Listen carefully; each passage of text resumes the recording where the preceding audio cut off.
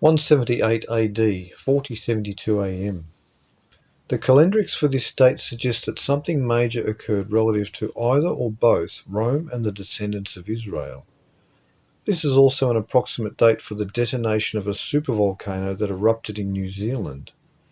It is believed that this eruption thrust ash as high as 40 miles into the atmosphere, causing cooler temperatures around the world. The date for this explosion varies from 177 to 186 AD.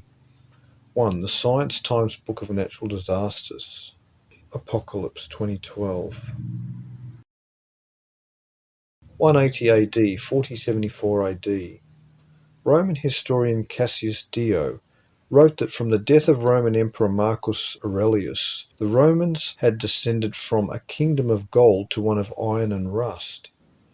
This analogy is interesting, for the prophets of the Old Testament foretold of the Romans, specifically describing them as the Iron Empire.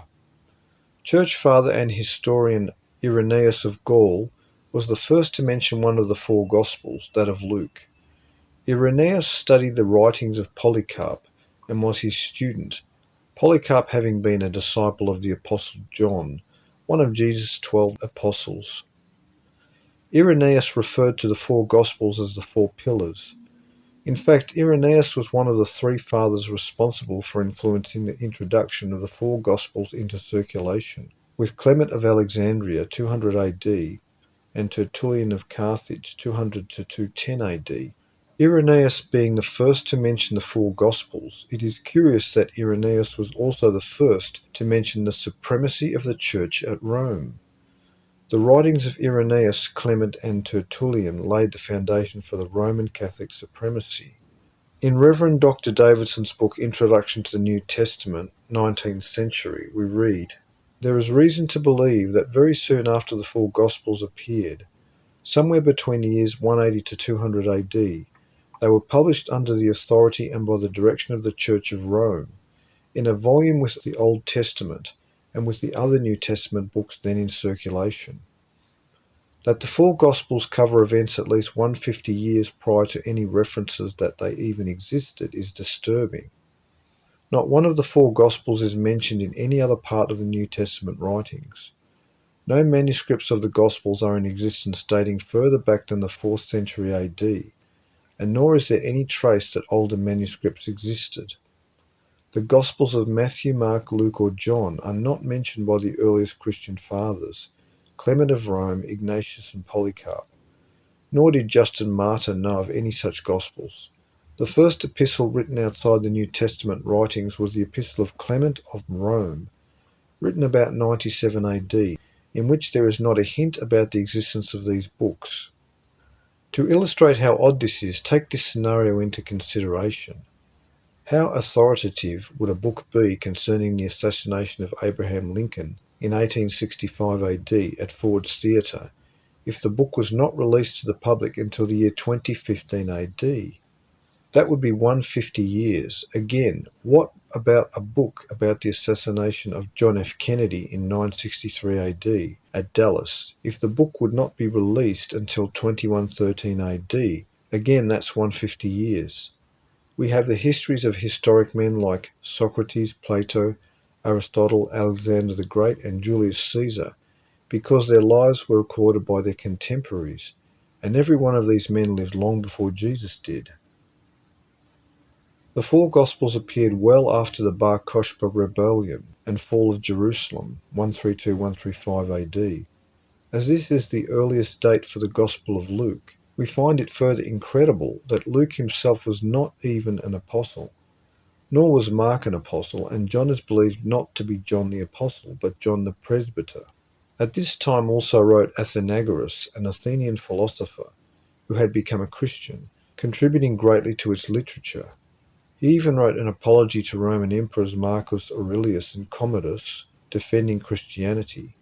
He nowhere mentions any of the four Gospels by name, which is remarkable when considering that he mentions by name Moses, Jeremiah, Jonah, Thales, Plato, Homer, Hesiod, Herodotus, Pythagoras, Euripides, Aristotle, and others. It is believed by scholars that John's Gospel was first mentioned about this year of 180 AD by Theophilus, Bishop of Antioch in Syria. Scholars have made intense studies of the content of Matthew, Mark, Luke, and John, and discovered what the German scholars have termed the Q document, from Quelle, which is German for source. When comparing the texts of Matthew and Luke, they discovered that they only agree when following the text of Mark. This indicates that Mark was used as the source material for Matthew and Luke. Mark does not have any genealogies, no mention of Mary or a virgin birth, no Old Testament messianic prophecies, no resurrection appearances of Jesus, no ascension into heaven. The Mark text is almost entirely duplicated in Matthew, with 606 of the 661 verses appearing word for word in Matthew. Whoever wrote Matthew copied Mark while adding much more material from another source. But many passages in Matthew and Luke are not found in Mark, passages appearing in both Matthew and Luke. This indicates that there was yet another source material, the mysterious Q document. The Q document, source of the Gospel accounts, was evidently written in Greek in the area of Palestine, perhaps Galilee. It did not mention a Messiah or Christ concept, nor was the Judean religion scorned, and there was no death and resurrection that would transform the world. Alexander Holub in the Gospel Truth wrote the Q document was devoid of mythological additions, but had instructions on how to live in troubled times, a writing having developed out of Galilee. The Q document came from an oral tradition put in writing around 20 to 30 AD. Here is a perfect example of a knowledge filter in action.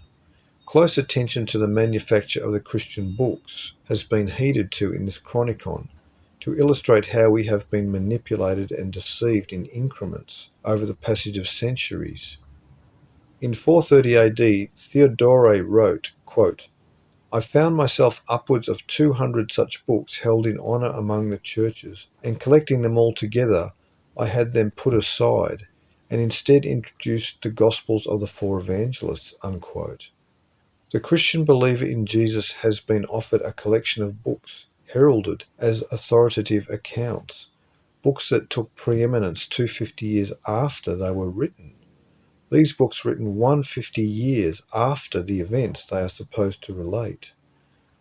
Had not the Roman Church adopted the four Gospels, then Christianity would have developed along entirely different lines, especially had the other 200 books put aside survived this censorship. 1. History in quotations. 2. The Gospel Truth. 3. The Christ Conspiracy. 4. A Quest for Answers. 5. History of the Christian Religion to the year 200. 16. The Bible Fraud.